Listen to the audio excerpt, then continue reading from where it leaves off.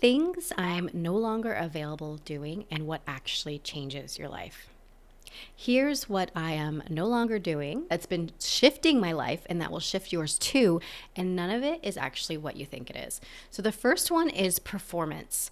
I was performing confidence, happiness, joy when I was really feeling sad or angry or frustrated.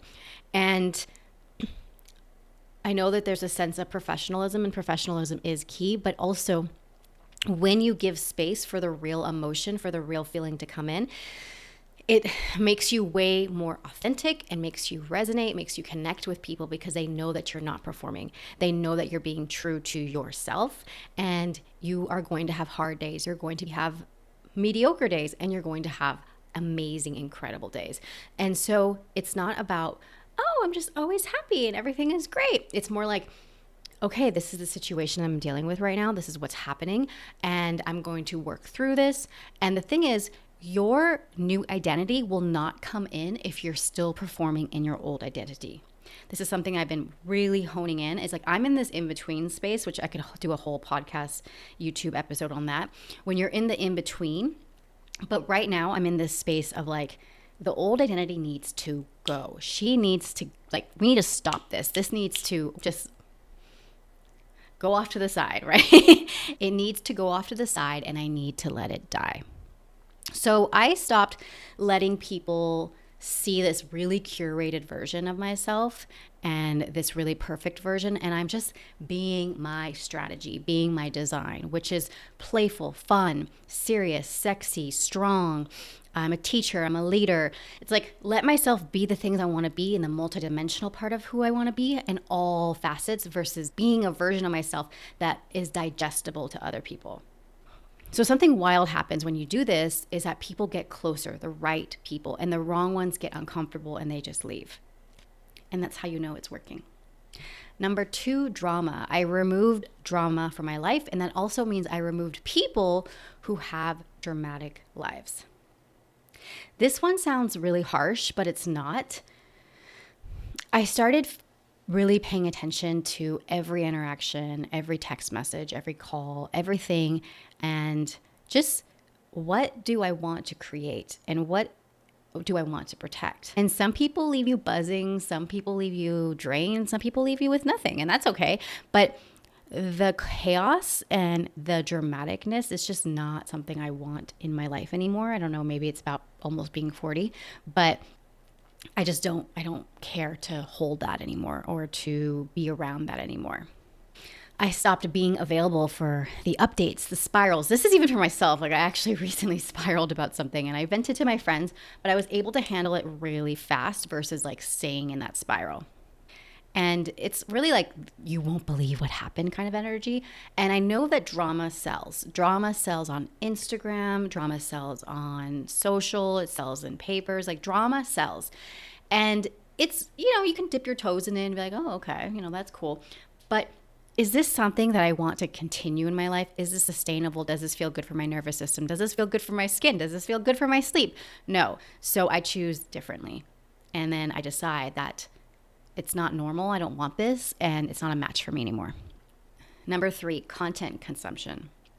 I've recently stopped consuming content on how to change. And I know that this is ironic because this is what you're listening to right now. It's more around the self-help books and the long podcast sort of thing, because there's always something and there's always diving in, and I love it, all of it. But there's a time and place for it. And right now, the identity is movement. The identity is go for it. The identity is CEO. The identity is boss. The identity is wife. It's like the identity has changed. And maybe you're in a different identity, and that's great. But the identity of what you want is not consuming a podcast on reprogramming their subconscious and constantly listening to them without doing the work, right? You can listen to 1 or 2 of those and then be like, all right, I'm going to do the work. Because the consumption can feel like an action, but it's not. Okay, this is what I want to say. I was consuming someone's content for years and listening to her and really absorbing her lessons and loved it. I don't regret it. She was a beautiful teacher for me. She gave me so much, but I was addicted to the consumption and I wasn't taking the action. And so I was mistakenly seeing that the consumption was action when that is not. So I would listen to an episode and be like, the next thing. And then I'd be like, okay, now I'm going to wake up with confidence. Now I'm going to have the abundance. Now I'm going to have the money. It's like, actually, no, I need to do the work. I need to show up. So that's not transformation. It's actually entertainment disguised as effort. So keep that in mind.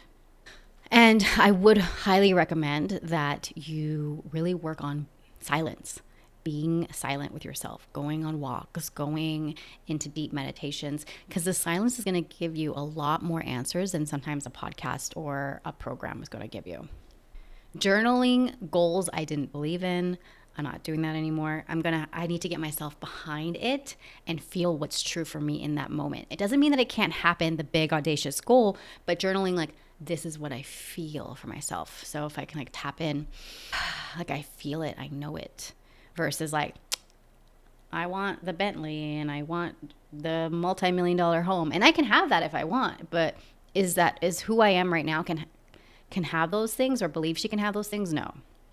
Oh yeah, taking advice from people you outgrew. I kind of mentioned that earlier, but I stopped taking advice from people I've outgrown. Like, I love them, they mean well, but and I know that they want the best for me, but their best has changed. Their information has changed. Their vision has changed. Everything's changed, and I've changed. So I just don't, and I change it. Waiting to feel ready. Even this morning, I didn't feel ready to record this episode, and I have to stop waiting to feel ready. I just gotta push play. I gotta feel into it, because ready lies in the brain, and it tells you that nothing has changed. You will never feel ready. You will never feel like it's the perfect time. It just never will. So every version of you is building that confidence to feel ready, even though you'll never feel ready.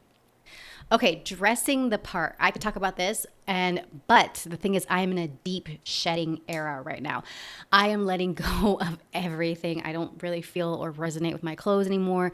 It's like in this deep shedding. So maybe I'll talk about the dressing the part later, but it's about who you're wanting to become and who you're seeing yourself as. Clothing is so powerful. There's that thing called in-clothes cognition.